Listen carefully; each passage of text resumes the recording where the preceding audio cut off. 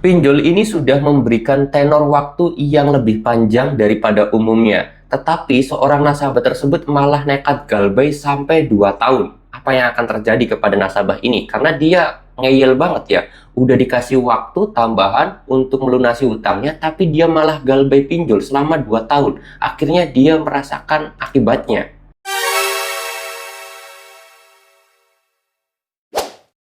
Assalamualaikum warahmatullahi wabarakatuh teman-teman semuanya. Pada kesempatan video kali ini saya ingin membahas sebuah kisah dari seorang nasabah yang sangat menarik sekali, yang mana dia itu sebenarnya pada saat dia baru galbay, ternyata dia itu pernah dinegosiasi oleh DC-nya bahwa silah dikasih waktu kurang lebih 1 bulan untuk melunasi utang, dan itu tanpa adanya biaya denda.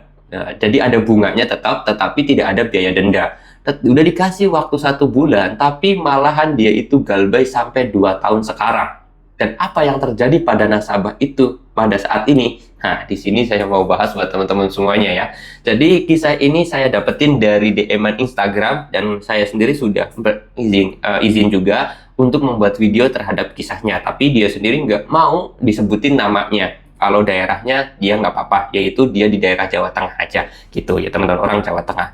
Nah, di sini saya pengen menjadi kisah ini memang bisa jadi inspiratif juga buat teman-teman semuanya, atau bisa jadi panduan acuan teman-teman semuanya. Ketika kalian itu sudah terlalu berat membayar pinjol, jangan pernah memaksakan diri untuk diada-adakan, apalagi mencari dana talangan. Itu pertama. Lalu kemudian yang kedua adalah jangan pernah pinjol itu dijadikan patokan atau bahkan bisa menjadi sebuah andalan ketika kita tidak punya uang. Itu jangan pernah. Yang ketiga adalah jangan pernah mencoba-coba atau kalian itu punya pikiran terhadap yang namanya mencari keringanan di pinjol. Itu tidak, jangan pernah seperti itu.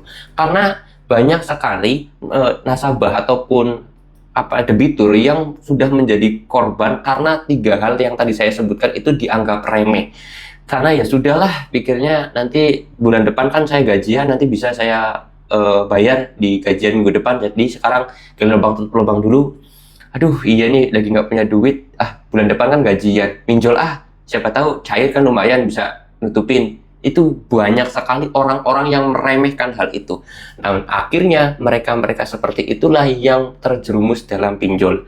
Nah, terus kemudian apa yang saya katakan ini, masalah cerita nasabah tadi, itu sebenarnya dia juga sama. Awalnya dia itu sangat meremehkan dan juga merendahkan, masalah pinjol mah gampang, nanti juga bisa saya bayar. Akhirnya sampai hutangnya numpuk. Nah, dia itu dikasih waktu 1 bulan tanpa biaya denda pun dia nggak mampu bayar. Karena dia sendiri untuk kebutuhan hidupnya aja dia itu nggak mampu. Akhirnya dia sendiri memutuskan dia itu galbay pinjolnya, dan tidak pernah membayar pinjol yang kurang lebih ada 7 aplikasi pinjol dia itu sudah galbay, teman-teman. Lalu kemudian gimana bang kondisi seorang nasabah tersebut?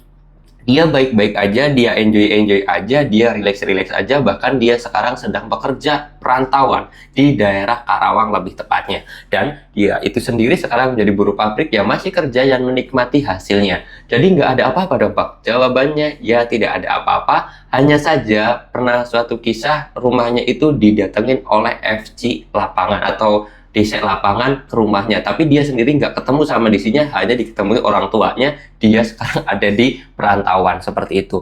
Loh, berarti galbay pinjol selama 2 tahun itu dia nggak kenapa-apa bang? Jawabannya enggak, karena memang sebenarnya ketika kita galbay itu tidak ada resiko kita mau dipidana, dipenjara, mau ditangkap polisi, didatangin polisi, itu tidak ada teman-teman. Kalau kalian dapetin chat ancaman didatangin polisi, mau diproses jalur hukum, diancam dibunuh dan yang lain sebagainya, itu semuanya adalah berita hoak dan itu adalah berita bohong. Memang dia sendiri bercerita bahwasanya ketika baru galbay pinjol 1 bulan, 2 bulan sampai 3 bulan lebih, dia mengalami stres berat dan juga masalah depresi yang begitu mencekam, karena memang terlalu banyak chat yang masuk. Bahkan sehari 50 telepon itu nggak bakalan pernah kurang. Sehari itu 50 telepon, bahkan sampai 80 telepon setiap harinya masuk. Dan ini memang menjadi sebuah tantangan buat teman-teman semuanya yang ketika baru galbay itu pasti pasti berat banget. Dan saya sendiri selalu menyarankan segera ganti nomor HP, emailnya dihapus, reset HP-nya. Karena itu memang menjadi jalan alternatif biar teman-teman semuanya tidak lagi kena tekanan dari yang namanya DC pinjol ini. Oke,